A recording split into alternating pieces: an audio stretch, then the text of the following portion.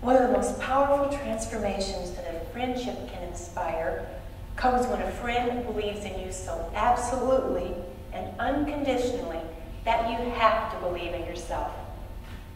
That belief can inspire a drunk to stay sober, or a high school dropout to go to college, or a very, very shy person to stand up on stage and share his story with the world, as it did for John.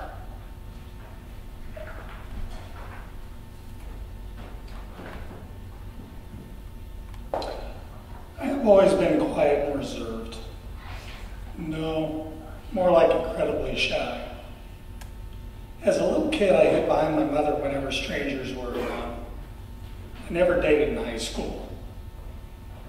I am convinced that I only passed my required speech classes because my teachers could see that I was trying, even though I was clearly so terrified I could hardly open my mouth.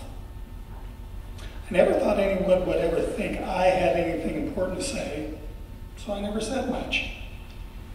In the early fall of 1996, I was involved in a project called Thriving Families, a state-funded group which was trying to determine what families in Story County needed to be happy and healthy. Jane, one of the leaders, told me about a group she had brought together to give those in poverty support around speaking up for their needs. After all, their needs were the greatest, but they had the hardest time talking about them. I have been on welfare recently myself due to a prolonged clinical depression, and I expressed interest in joining.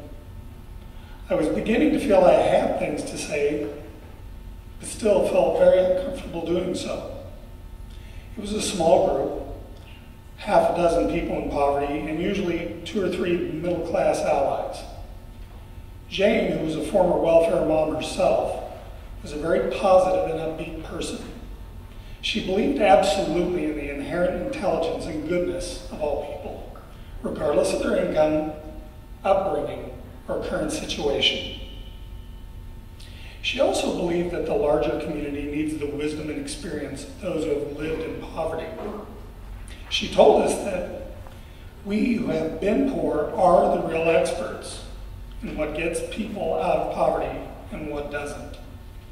She realized that for us to be an effective support group for each other, we would first have to learn how to trust each other. One of the first things she did was to ask the team members what we needed to feel safe in the group. And those became the guidelines of all our interactions.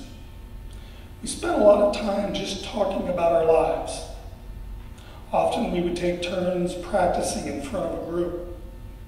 Jane would stand behind the person speaking to give them support, even holding their hand, if that helped. Once we felt comfortable doing that, we moved on to speaking to small familiar groups. Finally, we were ready for the big time. My first engagement speaking on a stage in front of a large group was at a convention for state, county, and municipal employees. 5 of us had agreed to share our experiences with poverty. I was determined to speak about my experiences on being on welfare due to depression.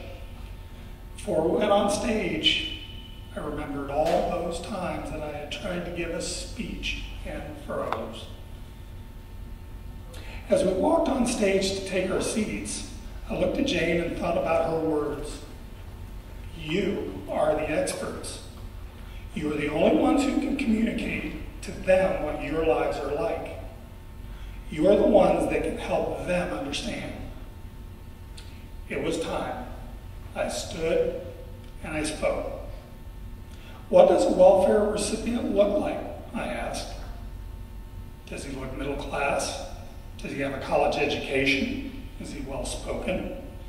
If he has clinical depression or other mental health problems, it can easily happen. I never even looked at my notes, just spoke from my heart, sometimes with tears in my eyes. Afterwards, several members of the audience came up to me and said that they were deeply moved by what I had said. As we headed out to the car to drive back to Ames, I looked at my friends and said, "Wow, I want to do that again."